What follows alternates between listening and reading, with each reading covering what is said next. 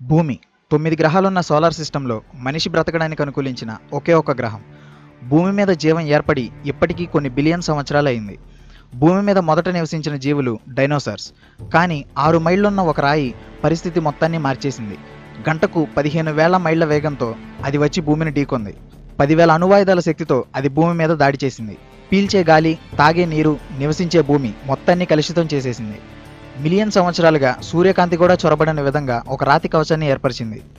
ఇది కొన్ని మిలియన్ సంవత్సరాల క్రితం జరిగింది. మళ్ళీ ఇది జరగబోతుంది. కానీ ఎప్పుడు, ఎలా, మనం దాన్ని ఎలా ఆపగలం? మానవ జాతిని ఎలా కాపాడగలం? మన టెక్నాలజీ ఇంత డెవలప్ అయినా మన ప్రకృతి సృష్టించే వైపరీత్యాలను ఆపలేకపోతున్నాం.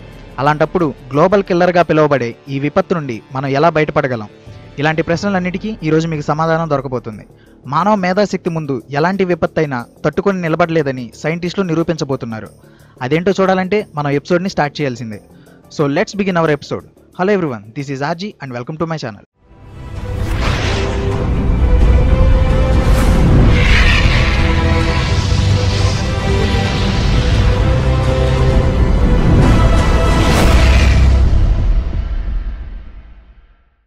మన విశ్వం ఒక పెద్ద విస్ఫోటనం వల్ల ఏర్పడింది.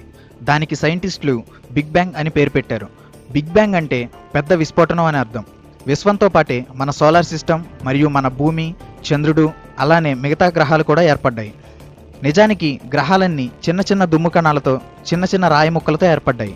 భూమి లాంటి గ్రహాలు మరియు చంద్రుడు లాంటి ఉపగ్రహాలు ఏర్పడ్డాక మిగిలిపోయిన చిన్న చిన్న రాళ్లు తరచుగా భూమిని ఢీకొడుతూ ఉండేవి. వాటినే గ్రహశకలాలు లేదా ఆస్ట్రాయిడ్స్ అంటారు. 1801లో ఇటలీకి చెందిన గ్యూసెప్ పియాజీ అనే ఒక ఆస్ట్రానమర్ మొట్టమొదటి ఆస్ట్రాయిడ్ని కనిపెట్టారు. దీనికి సిరీస్ అని పేరు పెట్టారు. ఇప్పటి వరకు సైంటిస్టులు దాదాపు 35,000 ఆస్ట్రాయిడ్స్ని కనుగొన్నారు. వాటన్నింటిలోకి సిరీసే అతిపెద్ద ఆస్ట్రాయిడ్. దీని వెడల్పు దాదాపు 583 మైల్స్, అంటే 950 కిలోమీటర్లు. సైంటిస్టులు కనుక్కున్న అతి చిన్న ఆస్ట్రాయిడ్ వెడల్పు 2 మీటర్లు మాత్రమే. సైంటిస్టులు ప్రతి సంవత్సరం 1500 ఆస్ట్రాయిడ్స్ని కనిపెడుతున్నారు. ప్రతి సంవత్సరం 100కు పైగా ఆస్ట్రాయిడ్స్ భూమిపైకి వస్తున్నాయి. వాటిలో కొన్ని ఆస్ట్రాయిడ్స్ భూమి వాతావరణంలోకి రాగానే అక్కడ జనరేట్ అయ్యే హీట్కి అవి కాలి బూడిదైపోతాయి. మరికొన్ని భూమికి చేరి అక్కడ రంధ్రాలను ఏర్పరుస్తాయి. అసలు ఆస్ట్రాయిడ్స్ ఎక్కడి నుండి వస్తున్నాయి, అవి ఎలా పుడుతున్నాయో ఇప్పుడు మనం చూద్దాం. నిజానికి ఆస్ట్రాయిడ్స్ దుమ్ము మరియు ధూళి కణాలతో ఏర్పడిన రాళ్ల లాంటి నిర్మాణాలు. మన సోలార్ సిస్టంలో దాదాపు 150 మిలియన్లు, అంటే 15 కోట్లకు పైగా ఆస్ట్రాయిడ్స్ ఉన్నట్లు సైంటిస్టుల అంచనా. అవి సూర్యుని చుట్టూ తిరుగుతున్నాయి. ఆస్ట్రాయిడ్స్ ఎక్కువగా ఉన్న ప్రాంతం ఆస్ట్రాయిడ్ బెల్ట్. ఇది మార్స్కి మరియు జూపిటర్కి మధ్యలో ఉంది. ఈ బెల్ట్లో దాదాపు 1.6 మిలియన్ ఆస్ట్రాయిడ్స్ ఉన్నాయి. వాటిలో కొన్ని 10 కిలోమీటర్ల వెడల్పు ఉంటాయి. ఆస్ట్రాయిడ్ బెల్ట్లో ఉన్న అతిపెద్ద ఆస్ట్రాయిడ్ సిరీస్. దీని వెడల్పు దాదాపు 950 కిలోమీటర్లు. దీని తర్వాత వెస్టా, పలాస్ మరియు హైజికా తర్వాత అతిపెద్ద ఆస్ట్రాయిడ్స్. వాటి వెడల్పు 400 కిలోమీటర్లు ఉంటుంది. వాటిలో ఒక్కటి భూమిని ఢీకొట్టినా చాలు, భూమి మీద జీవరాశి మొత్తం అంతరించిపోతుంది. ఆస్ట్రాయిడ్స్లో ఎక్కువ శాతం ఐరన్ ఉంటుంది. 91% ఐరన్, 6% ఆక్సిజన్ మరియు 3% మట్టి ఉంటాయి. భూమి మీద జీవం ఏర్పడడానికి కారణం ఆస్ట్రాయిడ్స్ అని సైంటిస్టులు భావిస్తున్నారు. దానికి కారణం ఆస్ట్రాయిడ్లో ఉండే ఐరన్ మరియు ఆక్సిజన్ లాంటి మూలకాలు. కొన్ని బిలియన్ సంవత్సరాల క్రితం ఆస్ట్రాయిడ్స్ తరచుగా భూమిని ఢీకొడుతూ ఉండేవి. అలా వచ్చిన ఆస్ట్రాయిడ్స్లో ఉండే మూలకాలు భూమి మీద జీవం ఏర్పడడానికి కారణమై ఉండొచ్చని సైంటిస్టులు భావిస్తున్నారు. ఇప్పటి వరకు చాలా ఆస్ట్రాయిడ్స్ భూమిని ఢీకొన్నాయి. అవి కేవలం 5 నుండి 10 మీటర్ల పొడవున్న చిన్న రాయి ముక్కలు మాత్రమే.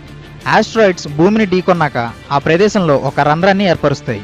వాటిని క్రేటర్స్ అని అంటారు. భూమిని ఢీకొన్న ఆస్ట్రాయిడ్స్ భూమిపై చాలా రంధ్రాలను ఏర్పరిచాయి. వాటిలో అతిపెద్ద క్రేటర్స్ గురించి ఇప్పుడు మనం చూద్దాం.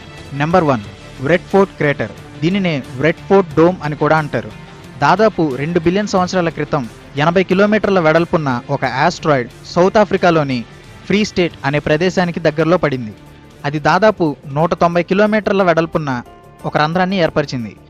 ఇదే ప్రపంచంలోని అతిపెద్ద రంధ్రం.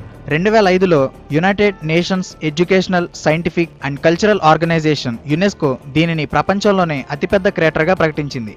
Number 2, Sudbury basin. దాదాపు 1.8 బిలియన్ సంవత్సరాల క్రితం కెనడాలోని ఓంటారియో అనే ప్రదేశంలో పడింది. అది 130 కిలోమీటర్ల వెడల్పున్న ఒక రంధ్రాన్ని ఏర్పరిచింది. ఆ రంధ్రంలోని ఆస్ట్రాయిడ్ నుండి తీసిన శాంపిల్స్ని కార్బన్ డేటింగ్ చేయగా అది 1.8 బిలియన్ సంవత్సరాల క్రితం ఏర్పడిందని తెలిసింది. కార్బన్ డేటింగ్ని రేడియో కార్బన్ డేటింగ్ అని కూడా అంటారు. దీనిని పురాతన వస్తువుల వయసును కనుక్కోవడానికి ఉపయోగిస్తారు. Number 3 Acraman crater. దాదాపు 580 మిలియన్ సంవత్సరాల క్రితం సౌత్ ఆస్ట్రేలియాలోని లేక్ ఆక్రామెన్ అనే ప్రదేశంలో పడిన ఒక ఆస్ట్రాయిడ్ వల్ల అక్కడ క్రేటర్ ఏర్పడింది. దీని వెడల్పు 90 కిలోమీటర్స్. Number 4 వుడ్లే crater. దాదాపు 364 మిలియన్ సంవత్సరాల క్రితం వెస్టర్న్ ఆస్ట్రేలియాలో పడిన ఆస్ట్రాయిడ్ దాదాపు 40 నుండి 120 కిలోమీటర్లు ఉండే ఒక రంధ్రాన్ని ఏర్పరిచింది. ఇది ప్రపంచంలోనే 3వ అతిపెద్ద crater. Number 5 Manik Kagan crater. 215 million సంవత్సరాల క్రితం కెనడాలోని క్యూబెక్ అనే ప్రదేశంలో ఈ ఆస్ట్రాయిడ్ పడింది. దీనిని బెస్ట్ ప్రిజర్వ్డ్ క్రేటర్ అని కూడా అంటారు.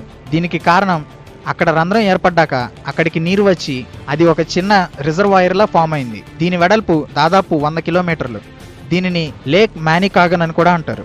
ఇవన్నీ మనిషి పుట్టక ముందు జరిగిన సంఘటనలు. కానీ టెక్నాలజీ డెవలప్ అవ్వక ముందు నుండి కూడా ఇలాంటివి జరిగాయి. 1908లో సైబీరియాలోని టుంగాస్కా అనే ప్రదేశంలో 50 మీటర్ల వెడల్పున్న ఒక ఆస్ట్రాయిడ్ పడింది. 10 అణువాయుధాల శక్తితో అది భూమి మీద దాడి చేసింది. 15,000 కిలోమీటర్ల వరకు దాని ప్రభావం ఏర్పడింది. దాని నుండి రిలీజ్ అయిన రేడియేషన్కి 15,000 కిలోమీటర్ల వరకు అంతా కాలి బూడిదైపోయింది. ఇలాంటి ఇన్సిడెంట్స్ జరిగాక భూమికి హాని కలిగించే ఆస్ట్రాయిడ్స్ని నిర్మూలించడానికి ప్రపంచ దేశాలన్నీ వాటి మీద పరిశోధనలు చేయడం మొదలుపెట్టాయి. అందులో భాగంగా నాసాకు చెందిన ప్రపంచంలోని అతిపెద్ద టెలిస్కోప్ అయిన హబుల్ టెలిస్కోప్ ఆస్ట్రాయిడ్కి సంబంధించిన ఎన్నో విషయాలను వెలుగులోకి తెచ్చింది. కానీ టెలిస్కోప్ల సాయంతో ఆస్ట్రాయిడ్ని పూర్తిగా అధ్యయనం చేయలేమని భావించిన నాసా సైంటిస్టులు భూమి ఆర్బిట్లోకి శాటిలైట్ని పంపినట్టే ఆస్ట్రాయిడ్స్ మీదకు కూడా శాటిలైట్స్ని పంపడం మొదలుపెట్టారు. అందులో భాగంగా 1977 సెప్టెంబర్ 5న నాసా ప్రయోగించిన వోయేజర్ 1 అనే స్పేస్ ప్రోబ్ ఆస్ట్రాయిడ్కి సంబంధించిన చాలా ఇన్ఫర్మేషన్ని సైంటిస్టులకు అందించింది. 1971లో ప్రయోగించిన మారినర్ 9 అనే స్పేస్ ప్రోబ్ కూడా ఆస్ట్రాయిడ్కి సంబంధించిన ఎన్నో ఫొటోస్ని మరియు డేటాని అందించింది. 1997లో నాసా మొదటిసారి ప్రయోగించిన NEAR షూమేకర్ అనే స్పేస్ ప్రోబ్ 433 ఏరోస్ అనే ఆస్ట్రాయిడ్ చుట్టూ దాదాపు 3 సంవత్సరాల పాటు తిరిగి మొదటిసారి ఆస్ట్రాయిడ్ పైన ల్యాండ్ అయింది. NEAR అంటే నియర్ ఎర్త్ ఆస్ట్రాయిడ్ రెండెవోస్. నియర్ అనేది ఆస్ట్రాయిడ్స్ని పరిశోధించడానికి అమెరికా గవర్నమెంట్ స్థాపించిన ఒక సంస్థ. నాసా తమకు కావలసిన అన్ని పరిశోధనలను ఆ ఆస్ట్రాయిడ్ మీద చేయగలిగింది. కానీ అది ల్యాండ్ అయిన కొన్ని రోజులకే దాని నుండి కాంటాక్ట్ కట్ అయిపోయింది. అక్కడి నుండి అది శాంపుల్స్ని తీసుకురాలేకపోయింది. తర్వాత సెప్టెంబర్ 2005లో జపాన్కి చెందిన హయబసా అనే ఒక స్పేస్ ప్రోబ్ 25143 ఐటోకావా అనే ఒక ఆస్ట్రాయిడ్ పైన ల్యాండ్ అయింది. అంతేకాదు అది విజయవంతంగా భూమికి ఆస్ట్రాయిడ్ శాంపుల్స్ని తీసుకురాగలిగింది. అది జూన్ 13, 2010న భూమికి తిరిగి వచ్చింది. మే 2011న నాసా ఒసైరిస్ రెక్స్ అనే ఒక మిషన్ని స్టార్ట్ చేసింది. ఆ స్పేస్ ప్రోబ్ చేయాల్సిన పని 101955 బెన్ను అనే ఆస్ట్రాయిడ్ నుండి శాంపిల్స్ని తీసుకురావడం. OSIRIS REx space probe September 8, 2016న ప్రయోగించబడింది. ఒసైరిస్ రెక్స్ అంటే origin spectral interpretation resource identification security regolith explorer. ఇది సెప్టెంబర్ 24, 2023న ఆస్ట్రాయిడ్ పైన ల్యాండ్ కాబోతుంది. సైంటిస్టులు ఇప్పటి వరకు తీసిన ఫొటోస్ మరియు చేసిన పరిశోధనలు బట్టి ఒక నిర్ధారణకు వచ్చారు. వారు డైనోసార్ల కాలంలో జరిగినట్టే ఫ్యూచర్లో కూడా పెద్ద ఆస్ట్రాయిడ్స్ వల్ల భూమికి ప్రమాదం జరగబోతుందని భావిస్తున్నారు. 2013 ఫిబ్రవరిలో 10 నుండి 100 మీటర్ల వెడల్పున్న 4 ఆస్ట్రాయిడ్స్ భూమికి కేవలం 17,000 కిలోమీటర్ల దూరం నుండి వెళ్ళాయి. ఒకవేళ అవి భూమిని తాకుంటే భూమి మీద ఒక ఖండమే నాశనమై ఉండేది. ప్రతిసారి ఇలా జరుగుతుందని మనం చెప్పలేం. సైంటిస్టుల అంచనా ప్రకారం 2029లో ఒక పెద్ద ఆస్ట్రాయిడ్ భూమిని ఢీకొనబోతుందని వారి పరిశోధనలో తేలింది. ఆ ఆస్ట్రాయిడ్కి 99942 అపోఫిస్ అని పేరు పెట్టారు. అది ఏప్రిల్ 13, 2029న భూమికి కేవలం 35,000 కిలోమీటర్ల దూరం నుండి వెళ్లబోతుందని సైంటిస్టులు అంచనా వేస్తున్నారు.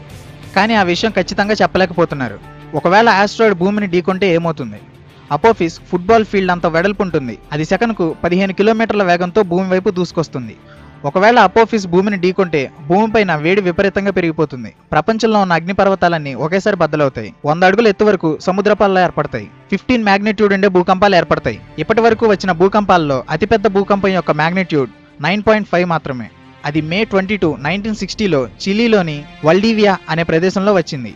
అపోఫిస్ ఆస్ట్రాయిడ్ ప్రభావం 50,000 అణుబాంబుల శక్తితో సమానం. ప్రపంచ జనాభా మొత్తం అంతరించిపోతుంది. భూమిపైన చిన్న జీవి కూడా దాని నుండి తప్పించుకోలేదు. భూమి మొత్తం ఒక మండుతున్న అగ్నిగోళంలా మారిపోతుంది. సైంటిస్టులు ఈ విషయం తెలుసుకున్నప్పటి నుండి ఆ ఆస్ట్రాయిడ్ని అనలైజ్ చేయడం మొదలుపెట్టారు. దానిని అంతరిక్షంలోనే ముక్కలు చేయడానికి లేదా దాని వేగాన్ని తగ్గించి దాని డైరెక్షన్ని మార్చడానికి సైంటిస్టులు కొన్ని మెథడ్స్ని ప్రపోజ్ చేశారు. అవేంటంటే number 1 nuclear explosive device. Asteroid పైకి న్యూక్లియర్ బాంబ్స్ ఉన్న ఒక స్పేస్ ప్రోబ్ని పంపి ఆస్ట్రాయిడ్ పైన వాటిని పేల్చితే ఆస్ట్రాయిడ్ చిన్న చిన్న ముక్కలుగా మారుతుందని సైంటిస్టులు భావిస్తున్నారు. కానీ దాన్ని ముక్కలు చేయడానికి 25 నుండి 30 టన్నుల న్యూక్లియర్ బాంబ్స్ కావాలి. వాటి ఎనర్జీ హిరోషిమా పైన వేసిన అణుబాంబుల ఎనర్జీ కంటే 66 రెట్లు ఎక్కువ. Number 2, asteroid gravity tractor. దీనిలో ఆస్ట్రాయిడ్ దగ్గరకు ఒక స్పేస్ ప్రోబ్ని పంపిస్తారు. ఆ స్పేస్ ప్రోబ్ ఆస్ట్రాయిడ్ పక్కన వేగంగా తిరుగుతూ తన వైపుకి ఆస్ట్రాయిడ్ని అట్రాక్ట్ చేసుకుంటుంది. అలా అది ఆస్ట్రాయిడ్ని భూమికి దూరంగా తీసుకువెళ్తుంది. ఆస్ట్రాయిడ్ 1 డిగ్రీ డైరెక్షన్ మారినా చాలు, అది భూమికి చాలా దూరంగా వెళ్తుంది. కానీ సెకనుకు 15 కిలోమీటర్ల వేగంతో వచ్చే ఆస్ట్రాయిడ్ని అట్రాక్ట్ చేయాలంటే ఆ స్పేస్ ప్రోబ్ 15 కిలోమీటర్ల కంటే వేగంగా తిరగాలి. ఇప్పటి వరకు అంత వేగంగా తిరిగే స్పేస్ ప్రోబ్ని తయారు చేసే టెక్నాలజీని సైంటిస్టులు ఇంకా డెవలప్ చేయలేదు. Number 3, kinetic impact. దీనిలో మొదట ఆస్ట్రాయిడ్ పైకి ఒక స్పేస్ ప్రోబ్ని పంపి దానికి ఒక హోల్ని చేస్తారు. ఆ తర్వాత ఆ రంధ్రంలోకి ఒక న్యూక్లియర్ బాంబ్ని పంపి దానిని లోపల నుండే ముక్కలుగా పేల్చేస్తారు. ఈ మెథడ్ పైన ఆర్మగెడాన్ అనే మూవీ కూడా వచ్చింది. దాన్ని చూస్తే ఈ ప్రాసెస్ మీకు పూర్తిగా అర్థమవుతుంది. ఆర్మగెడాన్ మూవీ లింక్ వీడియో కింద డిస్క్రిప్షన్లో ఉంది. మీకు ఇంట్రెస్ట్ ఉంటే ఈ వీడియో చూసాక ఒకసారి ఆ లింక్ని రిఫర్ చేయండి. Number 4, use of focused solar energy. H J Melosh అనే ఆస్ట్రానమర్ ఈ మెథడ్ని ప్రపోజ్ చేశారు. దీనిలో సోలార్ ఎనర్జీ లేజర్ డివైజులను వాడి సన్ నుండి వచ్చే సోలార్ ఎనర్జీని ఒక లేజర్ బీమ్లా చేసి ఆస్ట్రాయిడ్ని ముక్కలుగా చేసేస్తారు. కానీ దీనికి చాలా లేజర్స్ కావాలి. ఎందుకంటే ఆస్ట్రాయిడ్ని ముక్కలుగా చేయాలంటే ఒక లేజర్ సరిపోదు, మొత్తం ఆకాశాన్ని వీటితో కవర్ చేయాలి. Number 5, gravitational moment by moon. ఒకవేళ ఆస్ట్రాయిడ్ భూమి వైపుకు వచ్చే దారిలో చంద్రుడు అడ్డు వస్తే మూన్ గ్రావిటీకి ఆస్ట్రాయిడ్ ముక్కలుగా మారి చంద్రుడిని ఢీకొంటుంది. కానీ అలా జరగడానికి 1% మాత్రమే ఛాన్స్ ఉంది. ఏదేమైనా భూమి మీద కొన్ని వేల సంవత్సరాల నుండి మనిషి జీవిస్తున్నాడు. ఇప్పటి వరకు అసాధ్యం అనుకున్న ఎన్నో టెక్నాలజీస్ని మనిషి కనిపెట్టాడు. అలాగే ఇలాంటి ఆస్ట్రాయిడ్స్ని నాశనం చేసే టెక్నాలజీస్ని ఫ్యూచర్లో కనిపెట్టాలని కోరుకుందాం. ఈ వీడియో ద్వారా మీకు ఆస్ట్రాయిడ్ గురించి మరియు వాటిని నాశనం చేసే టెక్నాలజీస్ గురించి ఎక్కువ ఇన్ఫర్మేషన్ ఇచ్చానని అనుకుంటున్నాను. నేను నా నెక్స్ట్ వీడియోలో ఒక మిస్టీరియస్ ప్లేస్ గురించి చెప్పబోతున్నాను. దానికోసం నేను 2 టాపిక్స్ని సెలెక్ట్ చేశాను. Number 1 area 51 and number 2 Bermuda triangle. But ఈ 2 టాపిక్స్లో నేను ఏ టాపిక్ చెప్పాలో మీరే చూస్ చేసుకోండి. వీటిలో మీకు ఏ టాపిక్ కావాలో కింద కమెంట్ చేయండి. ఇప్పుడు వీడియో చూస్తున్న మీరు కూడా మీకు ఏ టాపిక్ కావాలో కింద కమెంట్ చేయండి. ఈ కమెంట్స్ని నెక్స్ట్ 2 డేస్ వరకు రిసీవ్ చేసుకుంటాను. ఈ 2 డేస్లో ఏ టాపిక్ మీద వీడియో చేయమని ఎక్కువ కమెంట్స్ వస్తాయో ఆ టాపిక్ మీద నేను నా నెక్స్ట్ వీడియో చేస్తాను.